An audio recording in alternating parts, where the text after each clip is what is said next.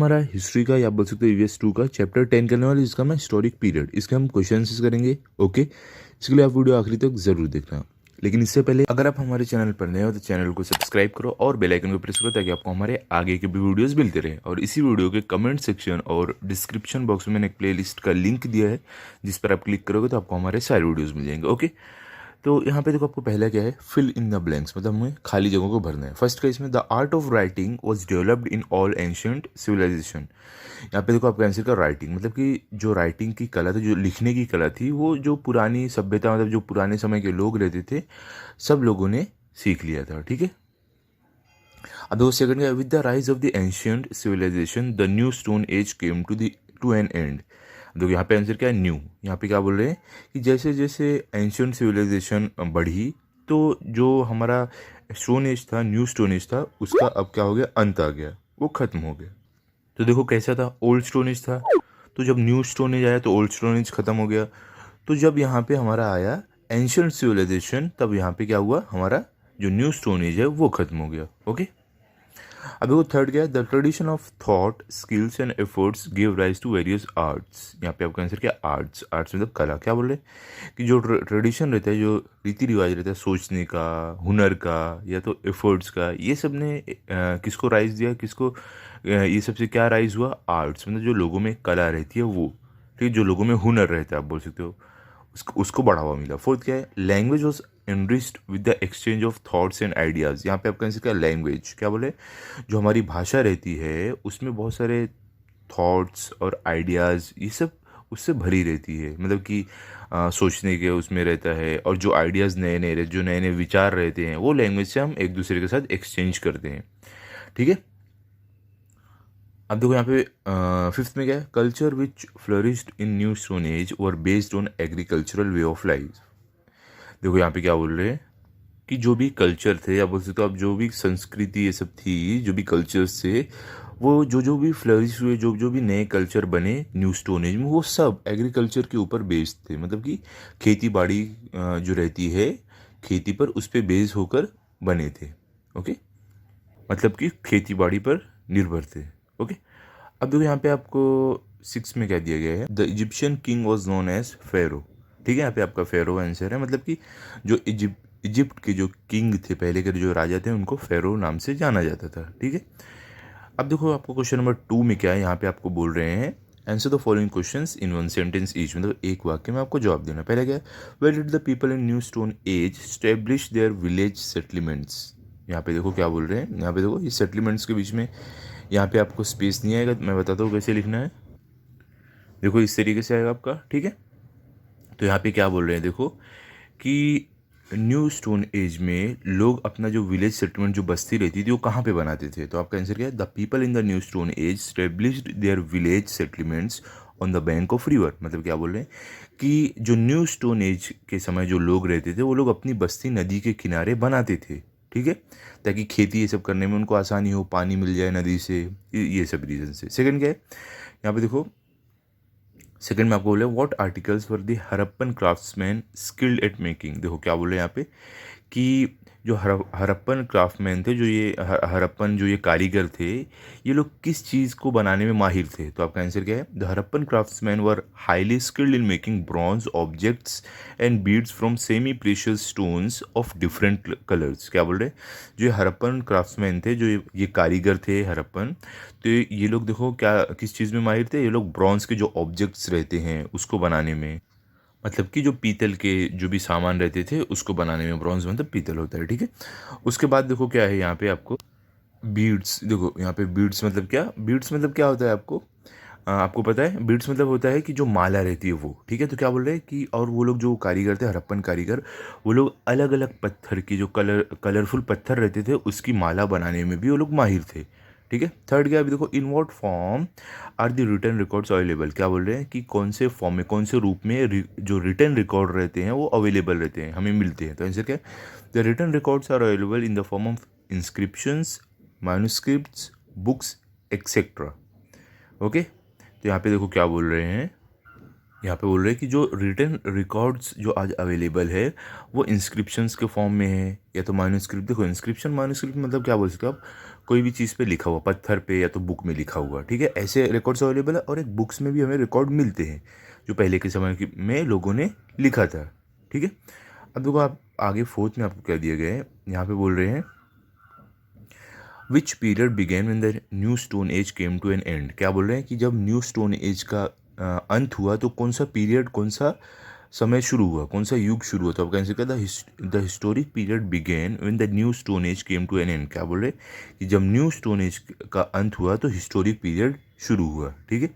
Fifth का what is culture. अब देखो क्या बोले, कल्चर क्या होता है, मतलब संस्कृति क्या होती है। आपका आंसर क्या है, culture is the knowledge of various arts, skills and traditions inherited from generation to generation and the way of life founded on that knowledge। देखो यहाँ पे क्या बोले, कल्चर का मतलब होता है कि हमें जो आर्ट हो गया, मतलब कला, स्किल या ट्रेडिशन की नॉलेज होना। और वो नॉलेज हमें कहाँ से मिलती है, जनरेशन टू जनरेशन, मतलब कि जो हमारी पीढ़ी रहती है, जो हमारे पहले के लोग रहते हैं जैसे दादा परदादा, उनसे मिलते हैं हमें ये सारी नॉलेज, ये सारी जानकारी। तो इसे बोलते हैं हम क्या, कल्चर बोलते हैं, ठीक है। तो देखो अभी आपको सिक्स्थ में क्या दिया गया है, सिक्स में आपको बोल रहे हैं यहाँ पे why are the four early civilisations known as riverine civilisations. क्या बोल रहे हैं कि जो पहले के सिविलाइजेशंस थे, जो अर्ली सिविलाइजेशन थे, उनको रिवराइन सिविलाइजेशन क्यों बोला जाता था। तो इसका कारण क्या है, देखो आपका आंसर क्या है, the four early civilisations are known as riverine civilisations because these developed in the river valley. तो देखो यहाँ पे क्या बोल रहे हैं कि जो अर्ली सिविलाइजेशन थे इनको रिवराइन सिविलाइजेशन इस कारण बोला जाता था क्योंकि ये लोग जो थे, इनकी बस्ती जो घाटी रहती है, जैसे नदी बहती है, वहाँ पे इनकी बस्ती रहती थी, इसके लिए इनको रिवराइन सिविलाइजेशन बोला जाता था, ओके। सेवन क्या, right the meaning of Mesopotamia. अभी देखो यहाँ पे आपको क्या बोल रहे हैं कि मेसोपोटामिया का मतलब क्या होता है, मीनिंग क्या होता है, वो आपको बताना है। तो आंसर क्या है, Mesopotamia means the land between the river tigris and Euphrates. क्या बोल रहे हैं कि मेसोपोटामिया का मतलब होता है कि एक जो नदी है, टिग्रिस और यूफ्रेट, ये नदी का नाम है, ये दोनों नदियों के बीच में जो ज़मीन है, जो लैंड है, उसको हम मेसोपोटामिया बोलते हैं, ठीक है। ये अगर आप गूगल पे सर्च करोगे आपको ये दोनों नदियाँ देखने मिलेंगी, ओके। अब देखो क्वेश्चन नंबर 8 में आपको क्या दिया गया है, यहाँ पे बोला name the famous cities of the ancient Mesopotamia civilisation. क्या बोल रहे हैं कि जो मेसोपोटामिया सिविलाइजेशन थे, इनके जो एंशियंट सिटीज़ थे उनके नाम बताओ, ठीक है। तो आपका आंसर क्या, Uruk and Nippur were among the famous cities of the ancient Mesopotamia civilisation. मतलब कि ये जो उरुक और निपुर है, ये बहुत ही फेमस, बहुत ही ज़्यादा मशहूर शहर है एंशियंट जो मेसोपोटामिया सिविलाइजेशन थे इनकी, ठीक है। मेसोपोटामिया सिविलाइजेशन मतलब क्या, जो जो दो नदियाँ हमें, टिग्रिस और कौन सी, यूफ्रेट्स, इन दोनों नदी के बीच में जो एरिया है वहाँ पे जो सिविलाइजेशन थी, वहाँ पे जो इंसान बसे हुए थे, उनको हम बोलते थे मेसोपोटामिया सिविलाइजेशन, ओके। नाइन्थ क्या, अभी देखो name the earliest civilisation in the Indian subcontinent. अब क्या बोले, देखो हमारे जो इंडियन सब कॉन्टिनेंट में पहले की सिविलाइजेशन थी उनके नाम बताने बोले। तो आपका आंसर क्या, Harappan civilisation was the earliest civilisation in the Indian subcontinent. क्या बोले, हमारा जो हड़प्पन सिविलाइजेशन है, ये सबसे पहले का सिविलाइजेशन था हमारे इंडियन सब कॉन्टिनेंट में, ठीक है। टेंथ क्या, देखो the term Indus in the English derived from which word. अब देखो क्या बोले, जो इंदस ये वर्ड है, ये जो टर्म है, ये कहाँ से डिराइव हुआ, कहाँ से ये निकला है ये शब्द। तो आंसर क्या, the term Indus in the English is derive from Sindhu in Sanskrit. क्या बोला है, जो ये टर्म इंडस है, ये जो इंग्लिश में है, ये निकला है सिंधु, संस्कृत में जिसे बोलते हैं सिंधु, इस वर्ड से बना है इंडस इंग्लिश का, ठीक है। अब देखो क्वेश्चन नंबर 11 में क्या है, name the first 2 sites of Harappan civilisation. क्या बोले, जो हड़प्पन सिविलाइजेशन है, जो हमारे इंडियन सब कॉन्टिनेंट का सिविलाइजेशन था। तो देखो इसका आंसर क्या आपको रहेगा, यहाँ पे बोले Harappa in Punjab and Mohenjodaro in Sindh were first 2 sites of the Harappan civilisation. क्या बोल रहे कि हड़प्पा पंजाब में और मोहनजोदारो सिंध में, ये पहले 2 साइट्स थे हमारे हड़प्पन सिविलाइजेशन के, ठीक है, ये हमारे इंडियन सब कॉन्टिनेंट में, ओके। अब देखो क्वेश्चन, आगे क्वेश्चन क्या है, अभी आपको थर्ड क्वेश्चन पे क्या है, answer the following questions in brief.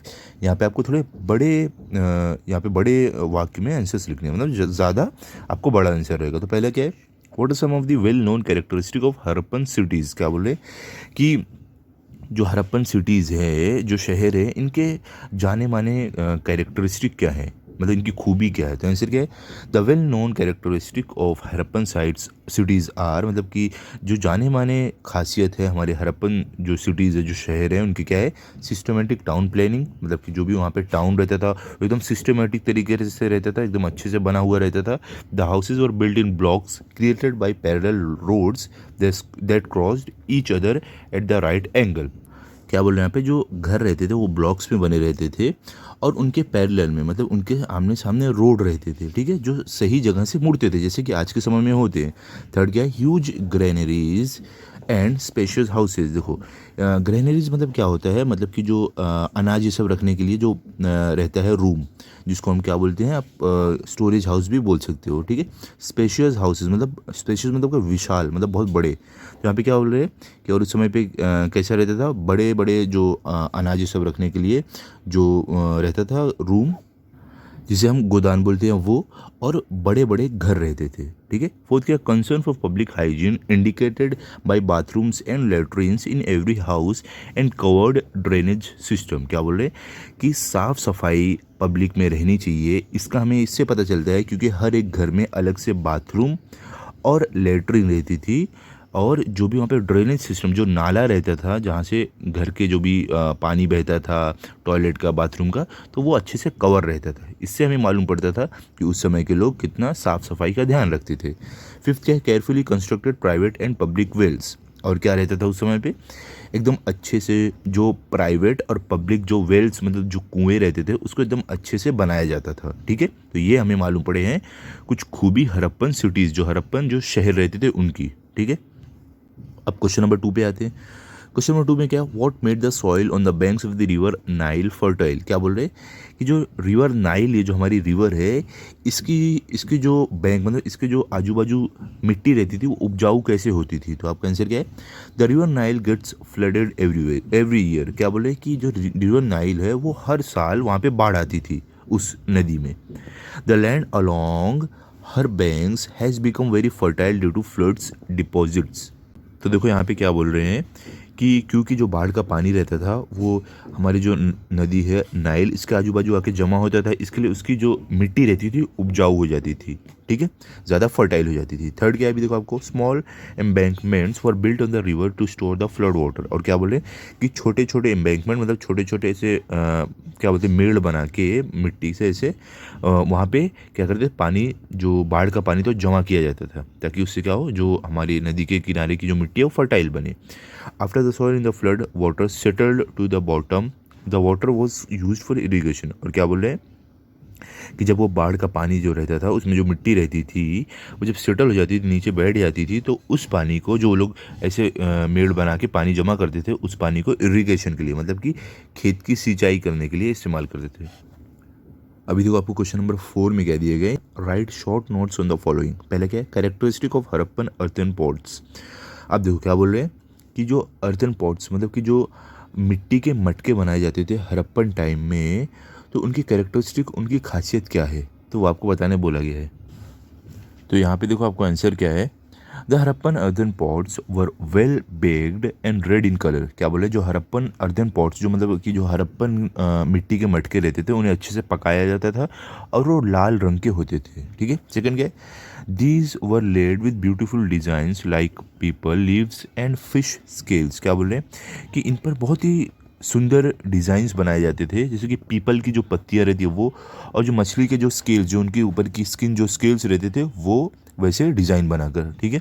Third क्या, these pots produce a metallic sound when tapped. क्या बोल रहे हैं कि जो मिट्टी के मटके रहते थे, अगर इन पर कोई चीज़ से मारेगा तो यहाँ इनसे मेटल की आवाज़ आती थी, ठीक है, वैसी आवाज़ निकलती थी। ये इनकी खासियत थी जो हरप्पन अर्दन पॉट्स थे। अब देखो सेकंड क्या है यहाँ पे आपको, यहाँ बोले sports and means of entertainment in the ancient civilisation. अब क्या बोल रहे हैं कि स्पोर्ट्स और जो लोगों का वो टाइम पे मनोरंजन का कौन सा जरिया था, कौन से समय में, एंशिएंट सिविलाइजेशन में। तो आपका आंसर क्या है, there were variety of sports and means of entertainment in the ancient civilisation. क्या बोल रहे हैं कि एंशिएंट सिविलाइजेशन में कई खेल थे और कई मनोरंजन के, एंटरटेनमेंट के कई जरिए थे। तो देखते हैं क्या क्या थे, कई साधन थे मनोरंजन के। तो देखो क्या क्या है, सेकंड यहाँ पे क्या, hunting and wrestling were the popular sports. क्या बोले, सबसे ज़्यादा जो मनोरंजन का साधन था वो था हंटिंग मतलब शिकार करना, रेसलिंग मतलब कुश्ती करना। ये सबसे स्पोर्ट्स में ये सबसे ज़्यादा फेमस था, ठीक है। और games played with games board and games man were also popular. क्या बोले, ऐसे गेम्स जो गेम्स बोर्ड के साथ और ये तो गेम्स मैन के साथ खेले जाते थे, ये भी बहुत ज़्यादा मशहूर थे। खुद क्या है, a game similar to chess was known as senet in ancient Egypt. Similar games are played in Mesopotamian, Chinese and Harappan civilisation. क्या बोले, एक गेम चेस जैसा जिसको सेनेट बोलते थे एंशंट इजिप्ट में, और इसी तरीके के कुछ गेम्स खेले जाते थे मेसोपोटामियन में, चाइनीज़ में और हड़प्पन सिविलाइजेशन। मतलब चेस टाइप का ही गेम था जो ये सारे सिविलाइजेशन में खेले जाते थे, ठीक है। अभी देखो आगे के आपको क्वेश्चन नंबर 3 में क्या दिया गया है। यहाँ पे बोल रहे हैं एंशियंट मेसोपोटामियन सिविलाइजेशन। क्या बोल रहे कि जो पुराने मेसोपोटामियन सिविलाइजेशन थे उनके बारे में हमें यहाँ बताना है। तो आंसर क्या है, ancient Mesopotamian civilisation emerged in the land between Tigris and Euphrates rivers around 3000 BC। क्या बोल रहे हैं कि जो एंशियंट मेसोपोटामियन सिविलाइजेशन था, मतलब ये जो सभ्यता थी, ये जो लोग थे, ये लोग कहाँ रहते थे, टिग्रिस और जो यूफ्रेट रिवर थी, जो दो नदियाँ थी, इनके बीच में जो ज़मीन थी वहाँ पर ये लोग रहते थे। और ये लोग कब रहते थे, 3000 BC में रहते थे वहाँ पे, ठीक है। सेकंड क्या है, these two reverse flow through Turkey, Syria and Iraq. और क्या बोले, जो दो नदियाँ हैं ये कहाँ से बहती हुई जाती है, टर्की से, सीरिया से और इराक से, यहाँ से बहती हुई जाती है। थर्ड क्या है, Ur, Uruk and Nippur were the Mesopotamian cities which were home to very prosperous culture. क्या बोले, क्यूर, उरुक और निपुर ये सबसे फेमस, सबसे मशहूर मेसोपोटामियन सिटीज़ है जहाँ पे बहुत सारे कल्चर जो है, संस्कृति है, यहाँ पे हमें देखने को मिलती है। फोर्थ क्या देखो, बलग string musical instrument was very popular in Mesopotamia. देखो क्या बोले, बलग ये एक म्यूजिकल इंस्ट्रूमेंट है जिसमें आप बोल सकते हो धागा लगा रहता था, स्ट्रिंग लगी रहती थी, ठीक है। ये बहुत ही ज़्यादा पॉपुलर, बहुत ही ज़्यादा मशहूर था मेसोपोटामिया में, ठीक है। तो ये हमारी है जो एंशियंट मेसोपोटामिया सिविलाइजेशन है, उसके बारे में कुछ जानकारी थी, ओके। अब देखो लास्ट में क्या, क्वेश्चन नंबर 5 में हमें क्या बोल रहे हैं, कंप्लीट द फॉलोइंग चार्ट। यहाँ पे हमें एक चार्ट कंप्लीट करने बोला गया है। देखो बीच में क्या है, रिवर एंड सिविलाइजेशन। तो इसमें देखो हमें सिविलाइजेशन जो है वो बताना है। तो देखो ये समय में जो सिविलाइजेशन थी कौन सी थी, देखो रिवर एंड सिविलाइजेशन मतलब क्या, ये जो नदी के जो बैंक रहता था, जो घाटी रहती थी ना, वहाँ पे ये लोग बसे हुए थे, ओके। मतलब नदी के पास का जो एरिया जो रहता था वहाँ पे ये लोग रहते थे, तो इन्हें रिवर एंड सिविलाइजेशन बोला जाता था। तो ऐसे कौन कौन से थे, पहले देखो आपको यहाँ पे दिखेगा, तो ये है इंडस जो हड़प्पन सिविलाइजेशन के थे, ठीक है। फिर देखो सेकंड कौन से है, टिग्रिस एंड यूफ्रेट्स, ये क्या था, मेसोपोटामिया सिविलाइजेशन के थे। फिर क्या है, नाइल, नाइल ये कौन थे, इजिप्ट के थे। फिर कौन से है, देखो ह्यूंगी, ये कौन से थे, चाइना के थे। तो ये हमारे सिविलाइजेशन है। तो यहाँ पे हमारा ये चैप्टर कंप्लीट हो गया है, इसके साथ साथ हमारा EVS 2 का पोर्शन कंप्लीट हो गया है, ओके। तो इस चैप्टर को आप अच्छे से पढ़ लो, लर्न कर लो, ताकि अगर आपका टेस्ट हो तो आपको फुल मार्क्स है। मिलते हैं अभी अगले वीडियो में। अगर आपको वीडियो अच्छा लगा हो तो आप इस वीडियो को लाइक करो, अपने सभी दोस्तों के साथ शेयर करो और चैनल को सब्सक्राइब करो। Thank you.